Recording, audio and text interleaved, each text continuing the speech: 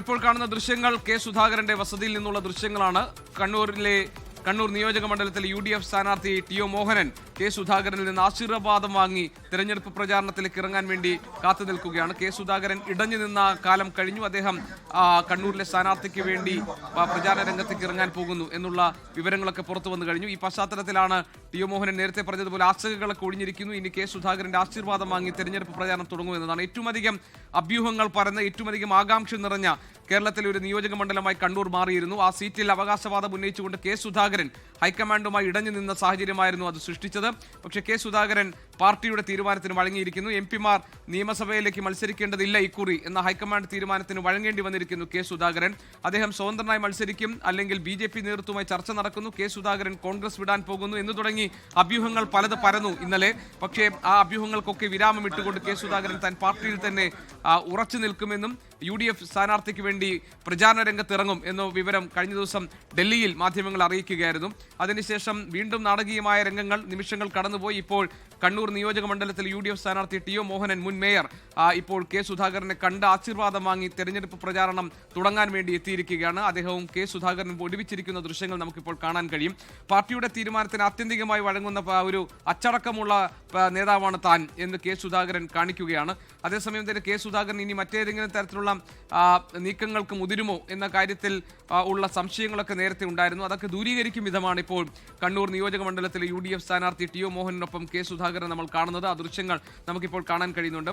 K സുധാകരനെ പിണക്കിക്കൊണ്ട്, K സുധാകരനെ മാറ്റി നിർത്തിക്കൊണ്ട്, അദ്ദേഹത്തിന്റെ ശക്തിയെ മറന്നുകൊണ്ട്, അദ്ദേഹത്തിന്റെ സ്വാധീനത്തെ നിഷേധിച്ചുകൊണ്ട് കണ്ണൂരിൽ UDF സ്ഥാനാർത്ഥിക്ക് വിജയം ഉറപ്പാക്കാൻ കഴിയില്ല. അതുകൊണ്ട് കെ സുധാകരന്റെ അനുഗ്രഹ ആശീസ്സുകളോടുകൂടി തെരഞ്ഞെടുപ്പ് പ്രചാരണത്തിന് ഇറങ്ങാനാണ് ഇപ്പോൾ ടി.ഒ. മോഹനൻ കെ സുധാകരനെ നേരിൽ കണ്ട് അനുവാദം വാങ്ങാനും ആശീർവാദം വാങ്ങാനുമായി എത്തിയിരിക്കുന്നത്. ആ ദൃശ്യങ്ങളാണ് ഇപ്പോൾ പ്രേക്ഷകർ കണ്ടുകൊണ്ടിരിക്കുന്നത്. അജീഷ് ജയകുമാർ ഞങ്ങളുടെ പ്രതിനിധിയുടെ വിശദാംശങ്ങളുമായി. അജീഷ്, കഴിഞ്ഞ ദിവസം കെ സുധാകരൻ തന്നെയായിരിക്കും മണ്ഡലത്തിലെ സ്ഥാനാർത്ഥി എന്ന ഒരു അഭ്യൂഹം ഉണ്ടായിരുന്നു. അതിന്റെ പേരിൽ അദ്ദേഹത്തിന്റെ അനുയായികൾ, അദ്ദേഹത്തിന്റെ സുഹൃത്തുക്കൾ, അദ്ദേഹത്തെ സ്നേഹിക്കുന്നവർ DCC ഓഫീസിന് മുന്നിൽ പടക്കം പൊട്ടിച്ച് ആഘോഷങ്ങൾ നടത്തിയിരുന്നു. മാത്രമല്ല കെ സുധാകരൻ വന്നാൽ വമ്പൻ വരവേൽപ്പ് നൽകാനുള്ള ഒരുക്കങ്ങളൊക്കെ നടത്തിയിരുന്നു. പക്ഷേ കാര്യങ്ങളൊക്കെ കീഴ്മേൽ മറഞ്ഞു.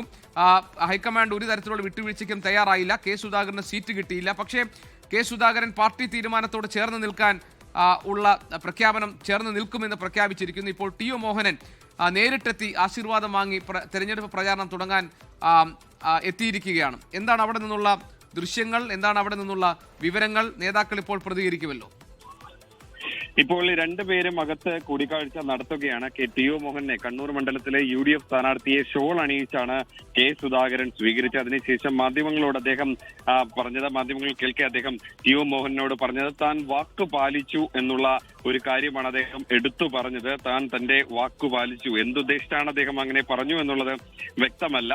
എന്തായാലും അങ്ങനെ ഒരു കാര്യമാണ് അദ്ദേഹം എടുത്തു പറഞ്ഞത്. താൻ വാക്കു പാലിച്ചു എന്നുള്ളതാണ് ടി.ഒ. മോഹനനോട് എടുത്തു പറഞ്ഞത്. എന്തായാലും ഏറ്റവും പ്രധാനപ്പെട്ട കാര്യം കെ സുധാകരന്റെ ആശീർവാദത്തോടെ തെരഞ്ഞെടുപ്പ് പ്രചാരണത്തിന് തുടക്കം കുറിക്കുകയാണ് കണ്ണൂർ മണ്ഡലത്തിലെ UDF സ്ഥാനാർത്ഥി, കണ്ണൂർ കോർപ്പറേഷന്റെ മുൻ മേയർ ടി.ഒ. മോഹനൻ. നമ്മൾ കഴിഞ്ഞ ദിവസങ്ങളിൽ ഈ പ്രതിഷേധത്തിൽ ഈ കണ്ട ആളുകൾ, അതായത് കെ സുധാകരന് സ്ഥാനാർത്ഥിത്വം ഇല്ലെന്ന വാർത്തകൾ വന്നതോടെ DCC ഓഫീസിന് മുന്നിൽ പ്രതിഷേധിച്ച, ബഹളം വെച്ച പ്രവർത്തകരൊക്കെ തന്നെ ഈ കെ സുധാകരന്റെ ഈ കണ്ണൂരിലെ ഈ നടാലിലെ ഈ വീട്ടിൽ എത്തിയിട്ടുണ്ട്. നമ്മൾ അവരോടൊക്കെ അല്ലാതെ സംസാരിക്കുന്നുണ്ടായിരുന്നു. എല്ലാവരും ഒറ്റക്കെട്ടായി തന്നെ മുന്നോട്ട് പോകാം, പിണക്കങ്ങളെല്ലാം മറന്ന് ഒറ്റക്കെട്ടായി മുന്നോട്ട് പോകാം എന്നുള്ളത് തന്നെയാണ് പ്രവർത്തകർ പറഞ്ഞത്. നേരത്തെ കെ സുധാകരന് സീറ്റില്ലെങ്കിൽ പ്രവർത്തനത്തിന് പോലും ഇറങ്ങില്ലെന്നായിരുന്നു കഴിഞ്ഞ ദിവസം പറഞ്ഞിരുന്നത്. പക്ഷേ അവരൊക്കെ ഇപ്പോൾ നിലപാട് മയപ്പെടുത്തി. കെ സുധാകരൻ ഇന്നലെ ഡൽഹിയിൽ നിന്ന് അദ്ദേഹത്തിന്റെ ഗോദാവരി ഫ്ളാറ്റിൽ നിന്ന് പുറത്തിറങ്ങി മാധ്യമങ്ങളോട് സംസാരിച്ച ആ കാര്യങ്ങൾ തന്നെയാണ് കണ്ണൂരിലെ കോൺഗ്രസ് പ്രവർത്തകർക്കും ആശ്വാസമാകുന്നത്. കാരണം ഇന്നലെ വൈകിട്ട് വരെ രണ്ടു തട്ടിലായിരുന്നു കണ്ണൂരിലെ കോൺഗ്രസ് പ്രവർത്തകർ ഉണ്ടായിരുന്നത്. കെ സുധാകരനെ അനുകൂലിക്കുന്നവരും